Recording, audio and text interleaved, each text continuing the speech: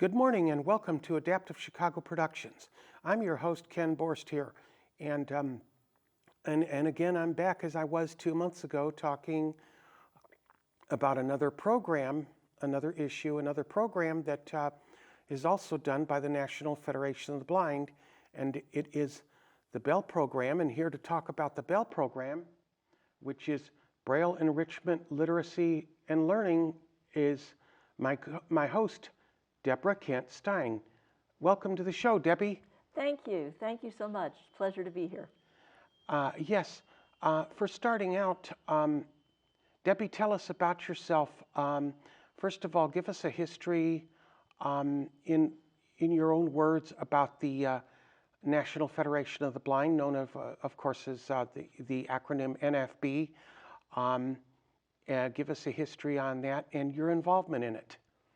Wow. Now, I could say quite a lot about it, but the NFB, the National Federation of the Blind, has been around for 80 years now, actually. It was founded in 1940, and it is an organization of blind people, not for blind people. We're very specific about prepositions.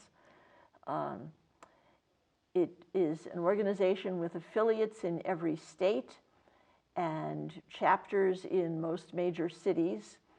And we put out a number of publications. We sponsor many programs. And one of the main things that we do is advocacy to help blind people all over the country get access to full participation in society, whether that's in employment, education, access to public services, everything that one would expect citizens to be able to do. One of the things we've worked on recently here in Illinois is access to voting, the ability to vote independently and privately. Yes, that's very important. And well, basically today we are here to talk about the B.E.L.L program. Please tell us about the B.E.L.L program and how long ago did it start, and you know, how many people has it helped?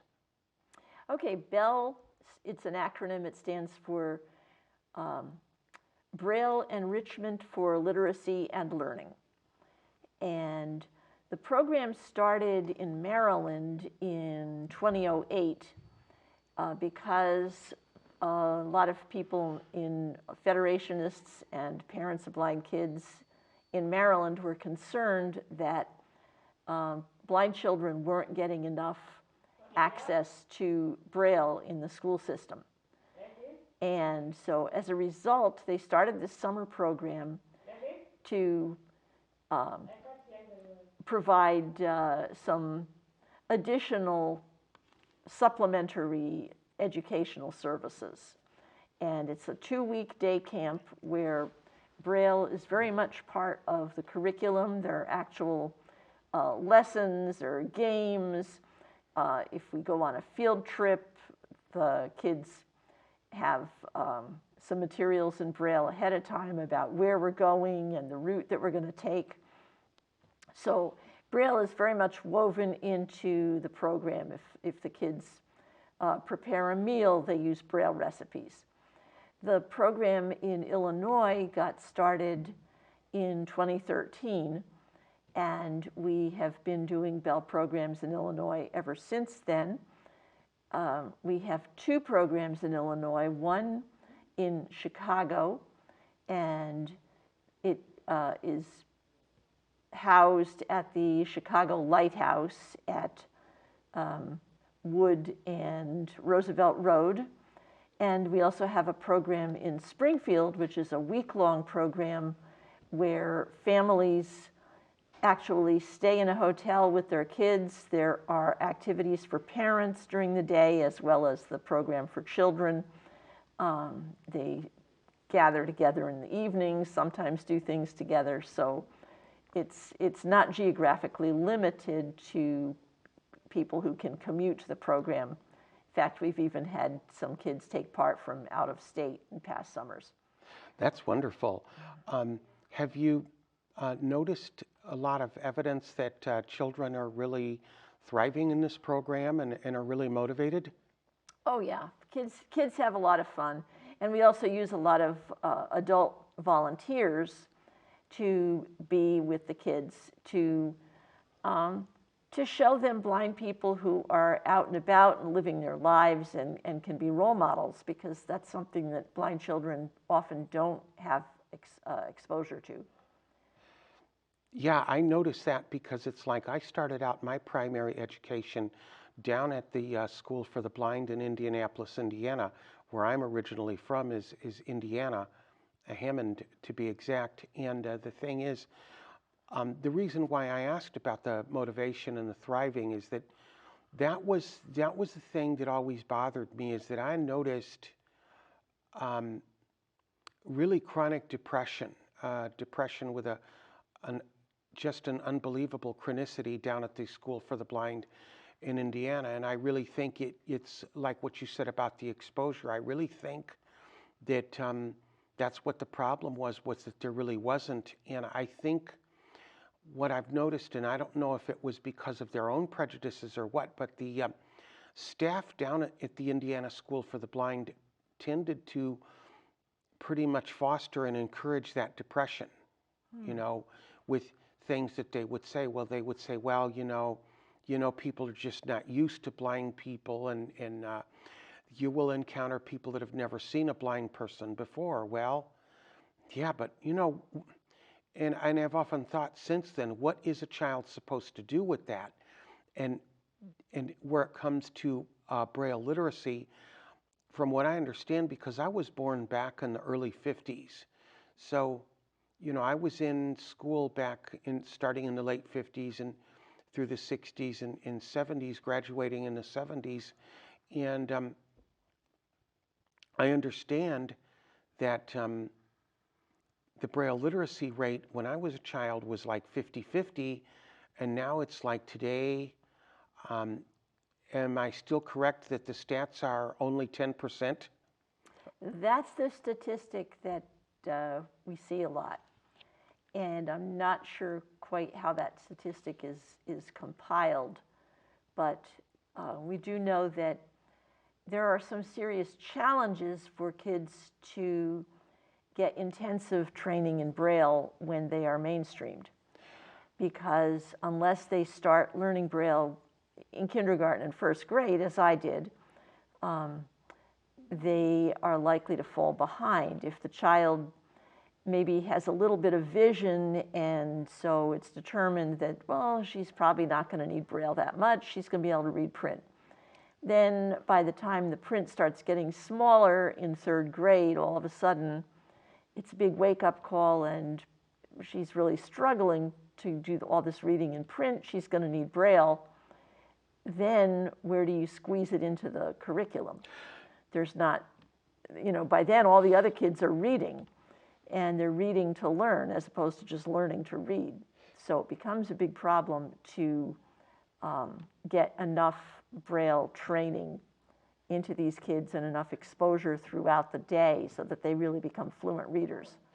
You know, my brother and I have talked about that extensively because I have a unique position where my blindness was hereditary. So I have other members of my family. My mother was blind, so was my grandmother, and my brother, who is 4 years older than I am, also is. And for many years, for 25 years, he was employed as higher education disability services director for the University of Buffalo in Buffalo, New York. He retired a year ago, and one of the things that always frustrated him is that for many years consecutively, he would go to disability conferences in other cities and sometimes outside of the U.S. And I want to say about maybe 6 or 7 years ago, he met a 14-year-old boy who was blind, who had not learned Braille. And this child cried because my brother had told him that once upon a time was 4 separate words. He didn't realize that once upon a time, because the way people say it, once upon a time, they say it so fast it sounds like one word. So because this child had not had any access to Braille, he was not able to differentiate that, and he didn't know. And he got laughed at by his peers because he didn't know that once upon a time was 4 separate words. And I just think really, we have to do something about that, because I remember reading in the Braille Monitor some years back when our immediate former president, Dr. Mark Maurer, had published an article in the Braille Monitor where he had researched extensively the need for Braille. And he was telling us that only 30%, an estimated 30% of blind adults working age blind men and women were employed, and that 90% of those employed in the blind community used Braille on their jobs. So, and I would tell sighted people that, when they say, hey, Braille is not so important because, after all, you do have technological alternatives. And that's one of the things that I've been reading in the Braille Monitor about the excuses that have been used for why somebody's child will not receive Braille instruction. Well, and I like that statement. Well, look, has print literacy been denied to sighted people? The answer to that question because of technology, the answer to that question is obviously no. Well, then why should we be denied? And when I say this to people, the response is, oh, well, I never thought of it that way. I said, well, that's because you didn't have to. But you don't know what your future holds, And, I often think about that 14-year-old boy, because that's been several years now. He would be a grown man. And I often wonder now, how that was resolved. And it would be a shame if, this child is smart enough to make a productive living for himself, but for that is an obstacle. And, hopefully that didn't continue to be an obstacle. And I really think that that's what we're trying to do is I think about that when I read in the Braille Monitor and I hear Mark Riccobono, our current president, tells us at the end of each presidential release, let's go build the National Federation of the Blind. And I like that statement, but that means so many things to so many people, and I like how simple he makes that sound, but it's not simple. And here we have it, and I think this is what really has been happening. And so you say that the Illinois program started in 2013. Have you been doing it for the last 9 years? I have been a volunteer in the program for the last 9 years. The past 3 years, I have been the coordinator of the program. So I work on trying to get the word out and being in contact with families when they have questions, and helping to recruit volunteers to take part in the program. So there's a lot of kind of behind the scenes pieces that have to be put into place.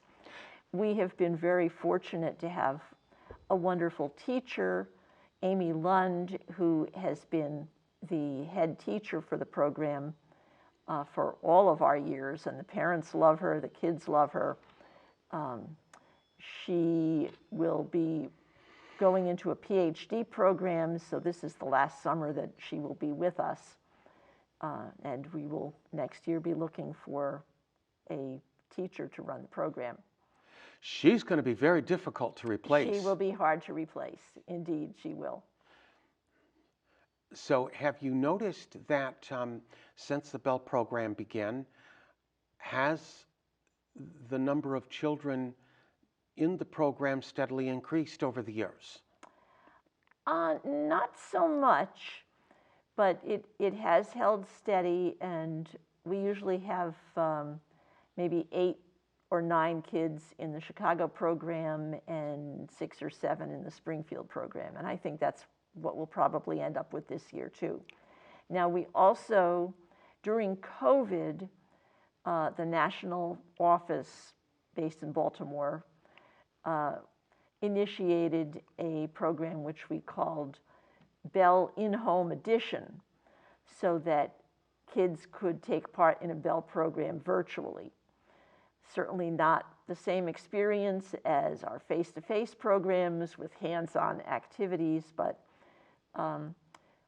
each child in the program was sent a big box of materials, and then they would get online every day on a Zoom and work with their teachers and use the materials that were in the box to do different kinds of activities. So this year, in addition to our face-to-face programs, there is also a nationwide B.E.L.L in-home edition. And the advantage of that is it works for families maybe in rural areas, families in areas where they don't have access to a face-to-face program. Yeah, well, that's really good. And one of the things that I've been thinking of, because oftentimes you heard about it from, I spoke with many blind people over the years that have gone to the schools for the blind, and many of them that have, the situation was really terrible, how they were not accepted by their families.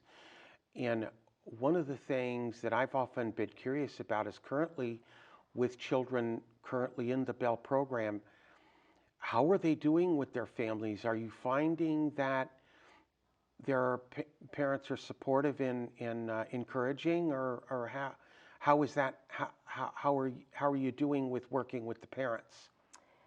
I find that the parents of the kids who are in the B.E.L.L program are very involved and very supportive. It may be that it self-selects. Those are the parents who sign up. Those are the parents who make the effort to get their kids to the program every day, and fill out the paperwork, whatever. So it's probably a self-selecting group, but we have parents from all economic backgrounds, all ethnic groups, and it's really a wonderful mix, what we're seeing. Well, that's good. I'm really happy to see that, because it's like I've talked to several people, and certainly I had problems with it growing up and stuff like that, because even though my mother was blind, her generation of people, because she was born in 1921, and of course last Sunday commemorated her, if she were still alive, would be the day before yesterday would have been her 101st birthday. But one of the things that somebody who used to be active in the Federation told me, I said, well, why is it that she never got it? Like she would, when I first started reading the Braille monitor, she would say, oh, those people in the NFB don't know what they're talking about. Don't listen to them. Don't listen to them. Don't be militant because all you do is just make enemies. And I asked this guy, why would she say something like that when she herself is blind?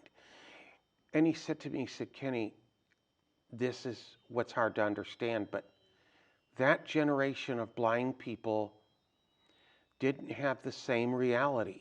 They believed that it was a shame to be blind. They didn't believe that it was respectable to be blind, so if you have to take what's second best, well, you're just going to take what's second best because that's what society is offering, and be glad you got something from it, you know. Of course, I don't understand that mentality, but, you know, I mean, I understand from a philosophical standpoint why it would be there. I just don't understand it from a psychological standpoint. And I think it's good that we have progressed because, you know, that situation is that, you know, when she would say that to me, well, you know, if you fight for your rights, you just make enemies. And my response to that is yes, but they are our enemies. Society is our enemy to begin with. Otherwise, they wouldn't deny us, you know. And yeah, that's kind of a cynical way of looking at it, but, you know, what else do you have? You know, and I think it's wonderful that every year that we do go to Washington and that we do talk to legislators, and more of them. We've got a lot of work to do yet, but it looks like more and more of them are getting it. And certainly with the public buildings becoming more and more accessible, I've often heard people, as they're traveling north, will say to me, hey, I know when you cross from the U.S. into Canada. Well, how do you know that? Well, because we start passing buildings that are not accessible. When we see buildings that are not disability accessible, we know we're in Canada. You know, and I'm thinking, because I remember on the day that the ADA was passed, my mother called me up and she says, "Can you believe that?" And I said, "Can I believe what?" "They passed the ADA. Have you ever heard of anything so outrageous?" And I said, "Mom, it's about time. It's about time. Because it's our freedom we're talking about." Clearly, even in your mom's generation, there were people who did believe in the abilities of blind people. There were blind people who were fighting for their rights even that early. Certainly when because the Federation Jacobus Tenbrook was. That's right, yes. Jacobus Tenbrook was. Newell Perry, who was a teacher of Jacobus Tenbrook's. And so there were people starting organizations scattered around the country, which eventually consolidated and became the NFB in 1940. The push for people to try to fight for their rights and their autonomy, they probably didn't think about it in terms of rights in those days, but it's very human for people under whatever circumstances to try to do the best they can. And even in the 19th century, there were blind people who were living independently, who were working in all kinds of trades and professions, and that has pretty much always been true. Well, you know, there's a lady that lives in my apartment building. She lives several stories above me because I live in a high-rise, and frequently we get together and drink blackberry wine. And when we got together on her birthday last month, we talked about it, and I was telling her about Jacob B.E.L.L, and I recommended the book, The Blind Doctor, and she looked it up on her smartphone. And she said, oh yeah, mm-hmm. Here it is, the story right here. Yep. And she found it, and another party participant that was there with us, who was also blind. She says, "But Ken, don't you understand? he was the exception and not the rule. And I said, yeah, I'm not saying that he isn't. I said, but by looking at that gives us hope by telling people about the Jacob B.E.L.L story about, and people are like, oh my God, a blind man really became a doctor. I said, yes, he was a pediatric cardiologist. Every time you break the rules, you change the rules. Exactly. Well, and I've often pointed that out to people. And I've even said that to my mother from time to time. Look at history. Who were the people highlighted in history? The people that were highlighted in history were, they were not the rule followers, they were the rule breakers. Because you had to break a rule in order to accomplish something significant. And most of those people were people with disabilities. You had Beethoven, who became a world famous musical composer. But, he was deaf. He was deaf, and his father, thank God he didn't listen to his father. But he didn't. And do you have any final thoughts? Well, as of this taping, there are still openings in the B.E.L.L program, and I would encourage anybody out there who knows of a blind child or a child with low vision who might benefit from this program to visit the website. It is nfb.bell, okay, I think I've got that right, nfb.bell.org, or just Google it, NFB B.E.L.L program, and you will find the website, you will find where you can apply for the program. Thank you very much, ladies and gentlemen, for listening, and thank you, Debbie, for being our guest on this program.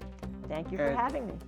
And for Adaptive Chicago Productions, this is Kenny Borst saying goodbye.